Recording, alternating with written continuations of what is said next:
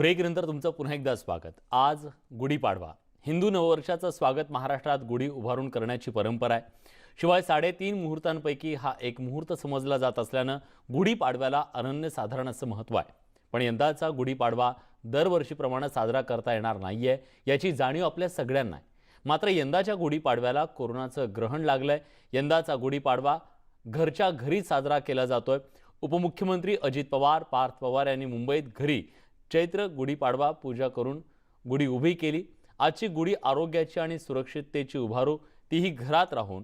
आज आपण आपल्या घरात सुरक्षित राहून गुढी उभारून मांगल्याची आणि कास धरूया आरोग्याची, हाच यंदाच्या पाडव्याचा संकल्प सगळ्यांनीच घेण्याची गरज आहे।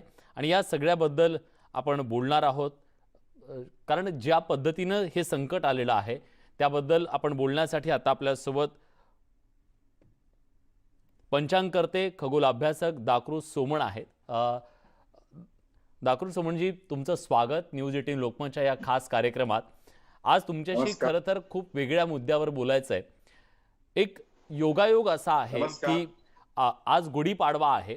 खरं तर आजची सकाळ दरवर्षी आपण बघतो की किती रंगांनी न्हालेली असते आणि आनंदाचं भरतं आलेलं असतं, पण यावर्षी मात्र सगळेजण आपल्या घरात जणू कैद झालेली आहेत। अशा परिस्थितीमध्ये आज आपण हा सण कशा पद्धतीने साजरा करू शकतो, कसा वेगळ्या पद्धतीने साजरा करू शकतो या संकटावर मात करत? हा गुढीपाडवा जरा वेगळा आहे यावर्षीचा। शके 1942 शार्वरी नाम संवत्सराचा अर्थ प्रारंभ होतोय, परंतु यावेळी कोरोनाचं संकट आलेलं आहे आणि आपण युद्ध करतोय त्याशी, आणि नक्कीच विजयी होणार आहोत आपण। परंतु सर्वांनी सरकारी आदेशांचं पालन करणं आणि शिस्तीचं पालन करणे महत्वाचं आहे। यावर्षी आपण आरोग्याची गुढी उभारणार आहोत आणि तोच संकल्प करायचा आहे की आम्ही सर्व एक आहोत आणि सर्व एकतेनं आपण या कोरोनाच्या संकटाशी सामना करणार आहोत, असं आपण मनाशी संकल्प करायला पाहिजे। आणि माझी खात्री आहे, भारत असा हा देश आहे की जो अशा संकटांवरती नक्कीच मात करू शकेल। पण हा गुढीपाडवा अशा प्रकारच्या संकल्पाचा आहे, ही गोष्ट लक्षात ठेवायला पाहिजे आपण। नक्कीच शालिवाहन राजानं शंकाचा पराभव केला होता, आज सुद्धा आपल्याला पराभव करायचा या कोरोनाच्या विषाणूचा, काय सांगाल? हो, बरोबर आहे। शालिवाहन राजानं शकांचा पराभव केला। विचार करा, 1942 म्हणजे वर्ष किती झाली त्याला। आज आपल्याला पराभव करायचा आहे तो कोरोनाचा, आणि त्यासाठी खूप ताकद लावायला पाहिजे। अशी कथा आहे, शालिवाहनानं मातीचं सैन्य तयार केलं आणि त्याच्यामध्ये हे केलं, म्हणजे त्याच्यामध्ये ताकद निर्माण केली आणि शकांचा पराभव केला। अर्थात ही एक कल्पना आहे, परंतु आपण सुद्धा प्रजेमध्ये आपण एक आत्मविश्वास निर्माण करायचा आहे संपूर्ण आपल्या बंधुभावांमध्ये, आणि या कोरोनाच्या संकटाशी सामना करायचा आहे जसं शालिवाहन राजानं केला तसा। आणि त्याची नक्कीच इतिहासात नोंद राहील की भारतीयांनी एकत्रित राहून शिस्तीचं पालन केलं, आरोग्याची गुढी उभारली, असा हा गुढीपाडवा वैशिष्ट्यपूर्ण ठरणार आहे। नक्कीच जसे वेगवेगळे संदर्भ आहेत आजच्या दिवसासाठी, एक संदर्भ हा सुद्धा आहे की प्रभू श्रीरामचंद्रांनी रावणाचा वध केला आणि रावणाचा वध केल्यानंतर ते अयोध्येत गेले, त्यामुळे वाईटाचा संहार केल्यानंतर मांगल्याचा हा दिवस म्हणून आपण पाळतो। आज आपल्याला वध करायची वेळ आलेली आहे आपल्यावर आलेल्या या संकटाची, या विषाणूच्या संकटाची।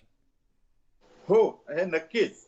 या कथा जरी असल्या ना तरी आज आपल्याला त्या प्रत्यक्षात अनुभवास येत आहेत। लक्षात घ्या, प्रभू रामचंद्रांनी विजयादशमीला रावणाचा वध केला आणि ते अयोध्येत परत यायला चैत्र शुक्ल प्रतिपदाला ही तिथे आली आणि लोकांनी त्यांचं स्वागत केलं उत्स्फूर्तपणे।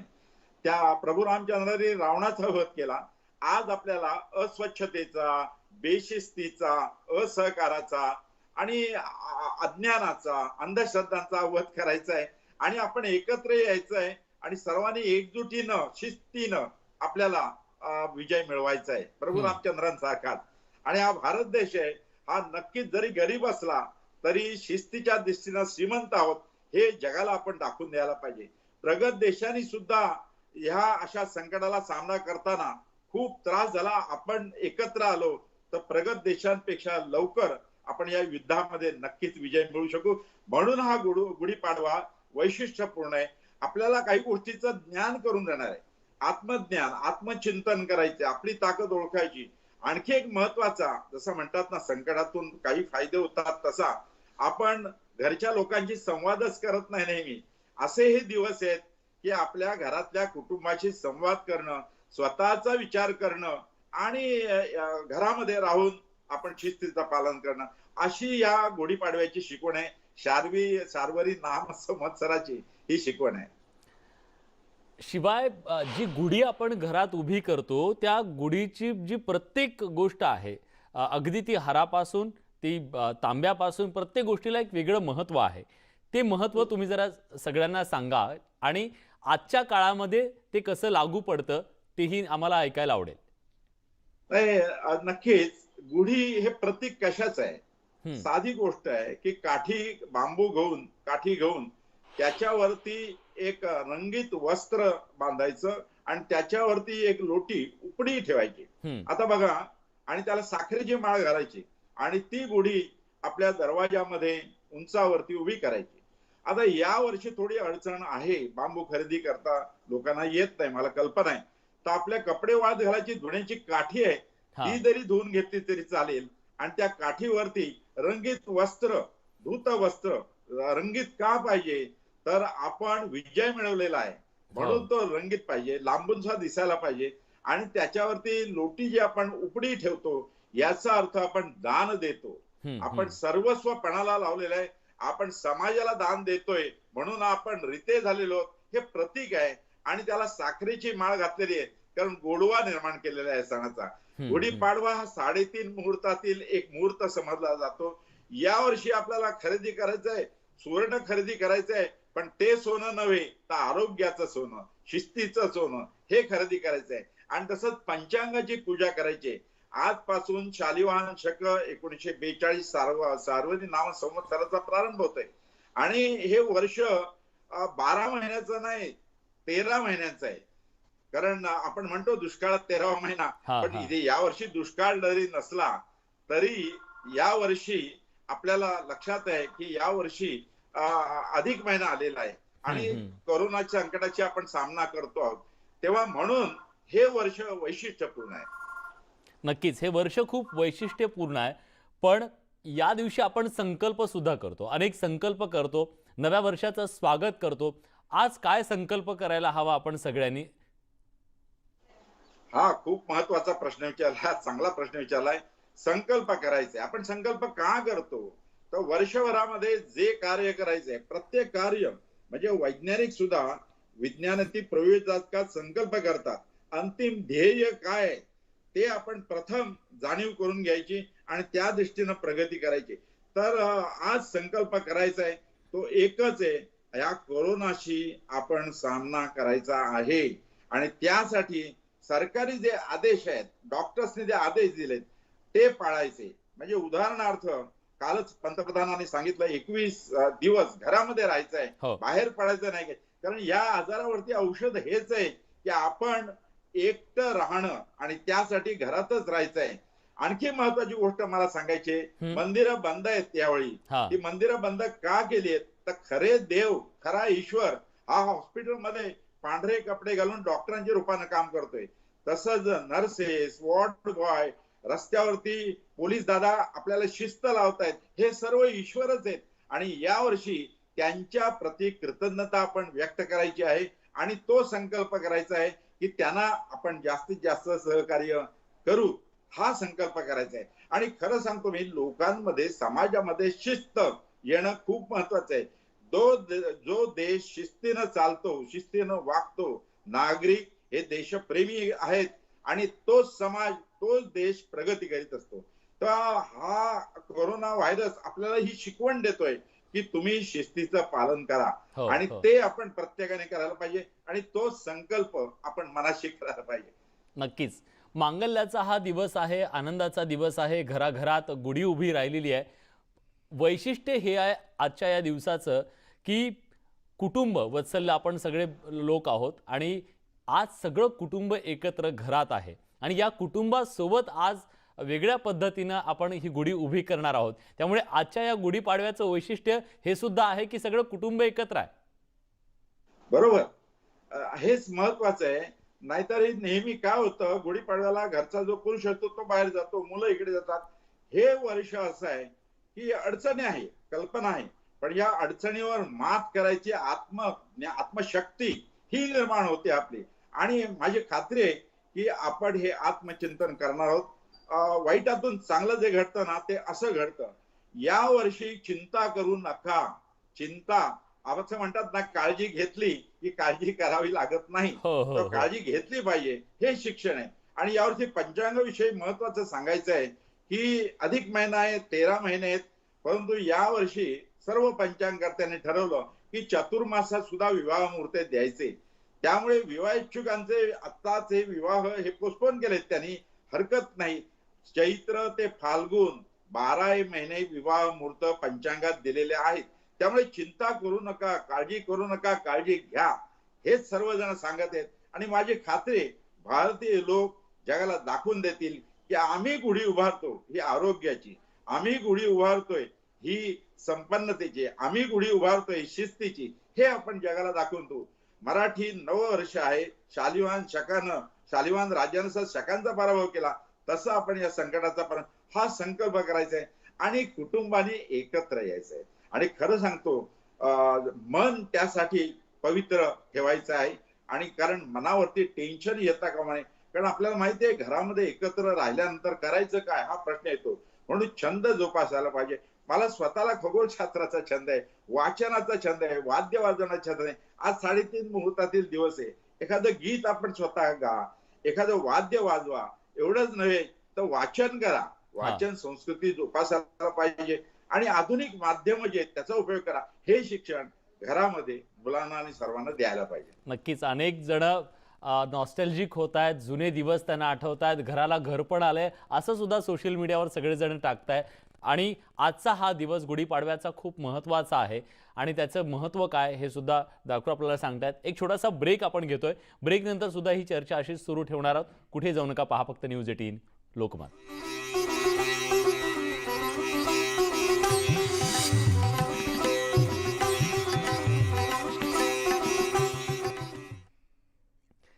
ब्रेक नंतर तुमचं पुन्हा एकदा स्वागत. या विशेष कार्यक्रमात आपण दाकृ सोमण यांच्याशी चर्चा करतोय.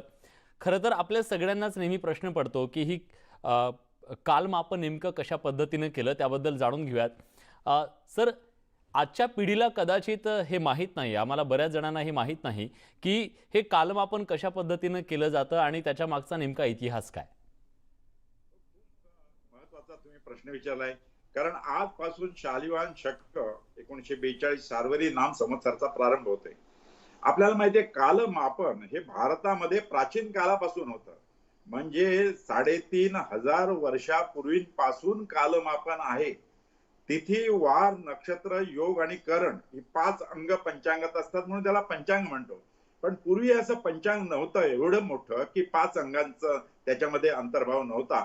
तर तिथी आणि नक्षत्र ही माहिती होती. आणि लगद नावाच्या ऋषींनी हे इसवी सन पूर्व 1350 ते 1400 मध्ये वेदांग ज्योतिष नावाचा ग्रंथ लिहिला. इथे ज्योतिष हा शब्द असला तरी फलज्योतिष नव्हे, खगोल गणित आहे. ते वेदांग खगोल गणित. आणि त्याच्यामध्ये 50-55 श्लोक आहेत. अनेकांनी त्याचे अर्थ लावले. विचार करा, 3,500 वर्षापूर्वी लिहिलेलं, त्यावेळी अर्थात छपाई नव्हती, मुखोद्गत केलं, एका पिढीनं दुसऱ्या पिढीला सांगितलं.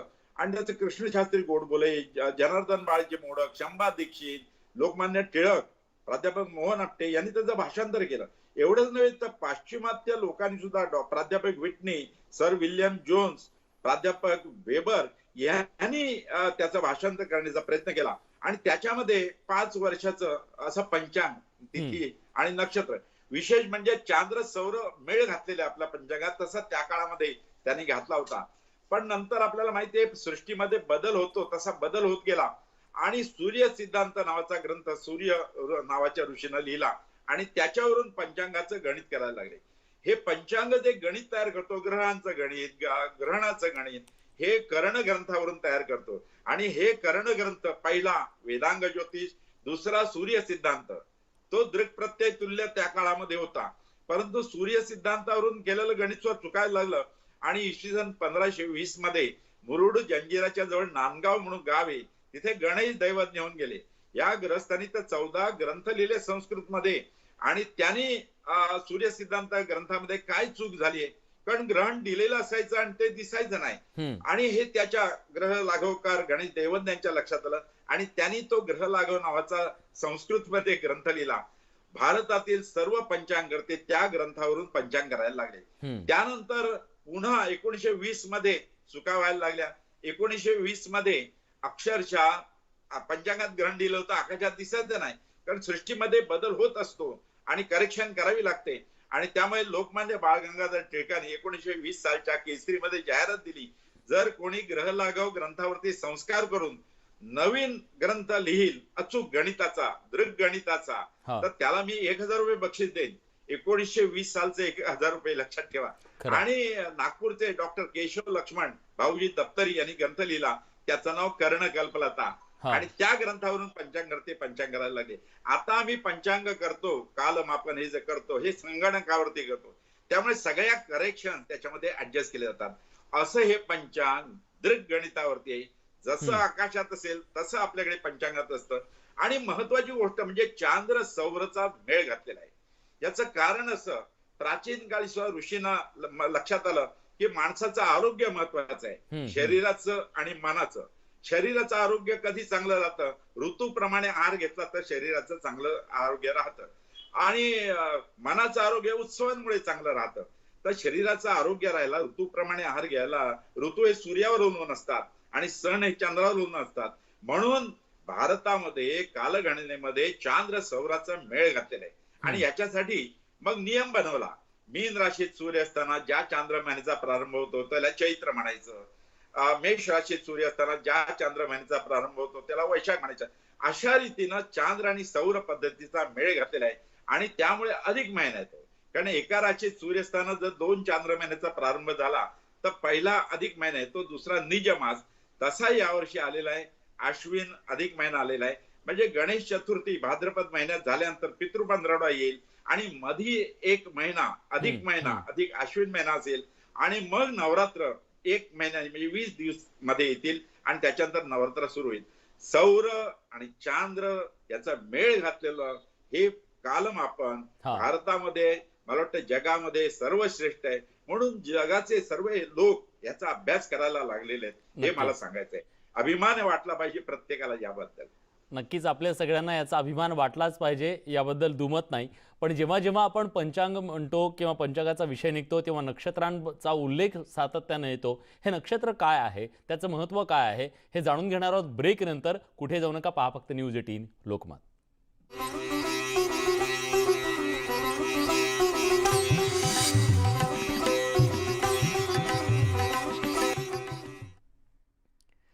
ब्रेक नंतर तुमचं पुन्हा एकदा स्वागत. आपण चर्चा करतोय पंचांगाबद्दल, आजच्या गुढीपाडव्याच्या सणाबद्दल आणि याचं जे महत्त्व आहे त्याबद्दल. पण जेव्हा जेव्हा आपण पंचांगाबद्दल बोलतो तेव्हा नक्षत्र हा शब्द वारंवार आपल्या कानी पडतो. दाखरू सोमण आता आपल्यासोबत आहेत. दाखरू, मुळात हे नक्षत्र काय आहे आणि त्याचबरोबर यावर्षीचं जे वैशिष्ट्य आहे ते नेमकं काय? हा महत्वाची गोष्ट बघा, नक्षत्र म्हणजे काय तर क्रांतिवृत्त, म्हणजे सूर्याचं भासमान वृत्त आहे. तर त्याचे 27 भाग केलेले आहेत आणि त्या प्रत्येक भागाला नक्षत्र असं म्हटलं जातं. आणि चंद्र ज्या नक्षत्रात असतो ते नक्षत्र आपल्याकडे पंचांगात दिलेलं असतं आणि किती वाजेपर्यंत चंद्र त्या नक्षत्रात राहील ते दिलेलं असतं. तर तिथी म्हणजे 12 अंश चंद्र आणि सूर्य याच्यामध्ये अंतर एक तिथी. 27 भाग योग मध्ये तसं 13 अंश 27 केला. हे वार जो असतो तो आपला सूर्योदयापासून सूर्यास्तापर्यंत असतो, दुसऱ्या दिवशी सूर्योदयापर्यंत असतो. इंग्रजी याच्याप्रमाणे मध्यरात्री वार बदलतो, भारतीय पद्धतीप्रमाणे सूर्योदय टू सूर्योदय वार असतो आणि तिथी करण म्हणजे अर्धी तिथी. हे पंचांगाचं झालं, नक्षत्रांचं झालं. चंद्र ज्या नक्षत्रात असतो ते नक्षत्र ते दिवस नक्षत्र मानलं जातं. या वर्षी महत्वाची गोष्ट म्हणजे एक अंगारकी संकष्टी चतुर्थी आहे. मंगळवारी संकष्टी चतुर्थी आली तर अंगारकी म्हणतो आपण. 12 महिने विवाह मुहूर्त दिलेले आहेत. म्हणजे चतुर्मास आणि गुरु शुक्र असतं याच्यामध्ये सुद्धा विवाह मुहूर्त दिलेले आहेत. 6 गुरुपुष्य योग आहेत आणि महत्वाची गोष्ट म्हणजे 21 जूनला या वर्षी कंकणाकृती सूर्यग्रहण भारतातून दिसणार आहे. सूर्याची कंकणाकृती स्थिती ही यावर्षी सुद्धा आपल्याला माहितीये, गेल्या वर्षी 26 डिसेंबरला कंकणाकृती सूर्यग्रहण दिसलं आणि ते आपण दक्षिण भारतातून पाहिलं. या वर्षी आपण उत्तर भारतातून हे कंकणाकृती सूर्यग्रहण दिसणार आहे आणि ते ग्रहण पाहताना अर्थात ग्रहण चष्मा लावायला पाहिजे. उर्वरित भारतातून ते खंडग्रास आहे, पण राजस्थान आणि हरियाणा इथल्या प्रदेशातून ते कंकणाकृती स्थिती दिसणार आहे. आणि हे यावर्षीचं वैशिष्ट्य आहे. आणि आजच्या या गुढीपाडव्याच्या निमित्तानं आपण सगळेजण संकल्प करूया या नववर्षाचा, की आपण काहीही करून या कोरोनाच्या संकटावर मात करून 21 दिवसाच्या नंतर विजयाची गुढी उभी करूया आणि या कोरोनाचा पराभव करूया. या सगळ्या संदर्भात सविस्तर बोलण्यासाठी दाखरू सुमन आपल्या सोबत होते. धन्यवाद सर, तुम्ही ही सगळी सविस्तर माहिती दिलीत आणि आजच्या या दिवसाचं महत्त्व, कशा पद्धतीनं हा सगळा सण साजरा करावा, काय संकल्प करावा याबद्दल सविस्तर बोललात, त्याबद्दल तुमचे मनापासून धन्यवाद. या विशेष कार्यक्रमात आपण इथेच थांबतोय. ताज्या घडामोडींसाठी बघत रहा न्यूज 18 लोकमत.